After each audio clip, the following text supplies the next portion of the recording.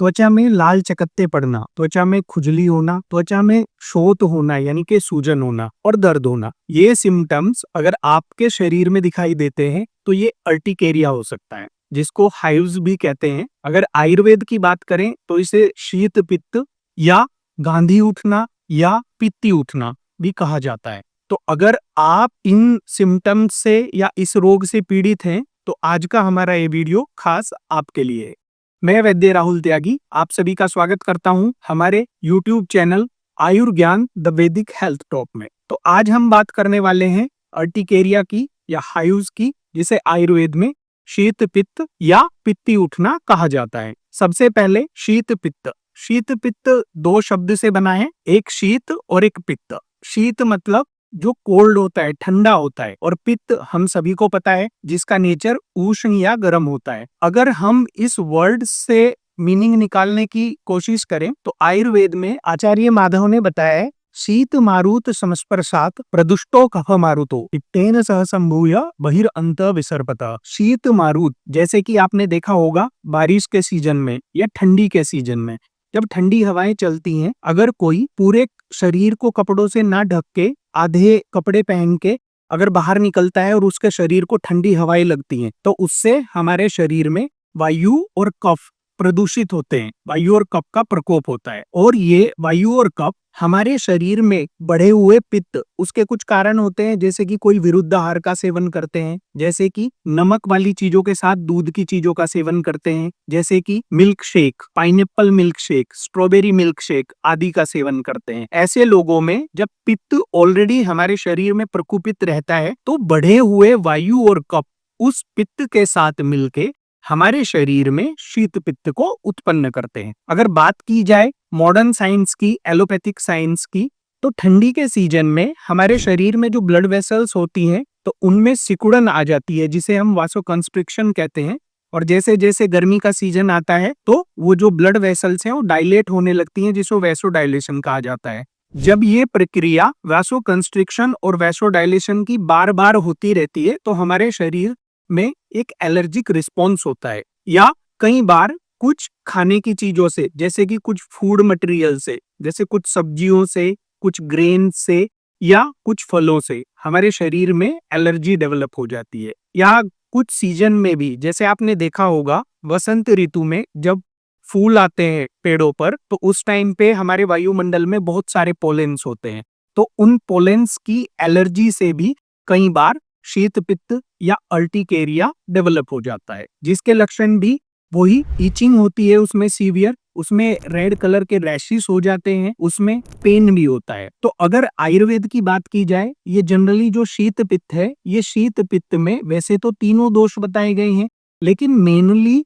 इसमें वायु दोष की अधिकता होती है। अब ये जनरली होता किस टाइम पे है? एक तो बारिश के सीजन में जब ठंडी हवाएं चलती हैं, एक जब ठंडी ऋतु होती है यानी कि शिशिर ऋतु, आप देखेंगे दिसंबर जनवरी का महीना होता है, उस टाइम पे ठंडी हवाएं चलती हैं, तो उस टाइम पे जो डेवलप होते हैं ये एलर्जी हमारे शरीर में, उसको हम शीत पित्त कहते हैं। शीत पित्त के बाद उदर्द कहा जाता है, उसमें जनरली क्या होता है, उसमें कफ की अधिकता होती है, कफ की अधिकता के कारण उसमें खुजली ज्यादा होती है, पेन कम होता है, जबकि शीत पित्त में पेन ज्यादा होता है, खुजली थोड़ी कम होती है। तो क्योंकि उदर्द में खुजली ज्यादा है, जनरली वो होती है जब कफ का प्रकोप होता है, यानी कि वसंत ऋतु में। अगर बात करें तो मार्च और अप्रैल के महीने में अगर लाल रंग के रैशेस आपको शरीर पे दिखाई जाते हैं और उसमें पेन कम लेकिन खुजली बहुत ज्यादा होती है तो वो उदर्द होता है। ऐसे ही एक और प्रॉब्लम है एलर्जी की, वो है कोट। उसमें एक्चुअली होता क्या है, आपने देखा होगा कुछ लोगों को आदत होती है कि जब उनको नोजिया होता है या उल्टी आती है वो उसके वेग को रोक लेते हैं। जैसे आपने देखा होगा एसिडिटी में पेशेंट को नोजिया और वोमिटिंग की शिकायत होती है, सुबह सुबह उनको नोजिया लगता है, तो ऐसे लोग सुबह सुबह ही उठते ही पहले एक एंटासिड या खाली पेट वाला कैप्सूल ले लेते हैं। अब उस खाली पेट वाले कैप्सूल से वो अपनी नोजिया या उल्टी को दबा देते हैं। जब ये प्रक्रिया बहुत लंबे टाइम तक चलती रहती है तो उसकी वजह से हमारे शरीर में एलर्जिक रिस्पॉन्स होता है और उसकी वजह से हमारे शरीर में ये अर्टिकेरियल रैशेस डेवलप होते हैं। अगर हम उसके लिए फिर एंटी एलर्जिक टैबलेट जैसे सिट्राजीन है, जैसे एविल है, ऐसी टैबलेट्स लेते हैं और बहुत लंबे टाइम तक अगर हम इन मेडिसिन का सेवन करते हैं तो उसका असर हमारे लीवर के ऊपर भी देखने को। अब हम बात करने वाले हैं अर्टिकेरिया या शीत पित्त के पूर्व रूप की, यानी कि प्रोड्रोमल सिम्टम्स की। तो आयुर्वेद में आचार्य माधव ने कहा है, पिपासा अरुचि हृल्लास देह साद अंग गौरवम रक्त लोचनताम तेषाम पूर्व रूपस्य लक्षणम। पिपासा यानी कि उनको प्यास ज्यादा लगती है, अरुचि किसी भी खाने में टेस्ट नहीं आता है, उल्लास यानी कि नोजिया होता है, उल्टी जैसा मन करता है, अंग साद यानी कि शरीर में दर्द होता है और शरीर में भारीपन होता है, रक्त लोचनता यानी कि जो आंखें हैं वो लाल हो जाती है। तो अगर आपको ये सिम्टम्स दिखाई दे रहे हैं, इसका मतलब आपको अर्टिकेरिया होने के चांसेस है और आपको उसके लिए प्रॉपर ट्रीटमेंट की आवश्यकता है। आचार्य माधव ने कुछ स्पेसिफिक लक्षण भी बताए हैं अर्टिकेरिया या शीतपित्त के। उन्होंने कहा है, वर्टी दष्ट संस्थानम सोथ संजायते बही सकंडुस तोद बहुल छर्दी ज्वर विदाहवान।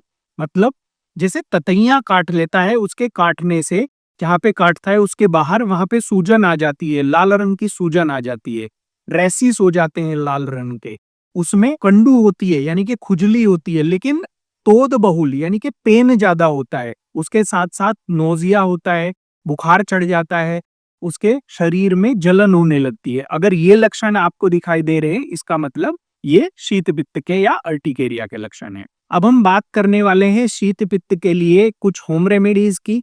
तो उसके लिए कुछ एक्सटर्नल एप्लीकेशन बताए गए हैं और कुछ इंटरनल मेडिसिन बताए गए हैं। एक्सटर्नल मेडिसिन की हम बात करें, हमारे जो आयुर्वेद में आचार्य हैं उन्होंने बताया है कि अभ्यंग कटु तेलेन वासनम शीत पित्तम प्रशमनम भवेत। मतलब कटु तेल मतलब सरसों का तेल।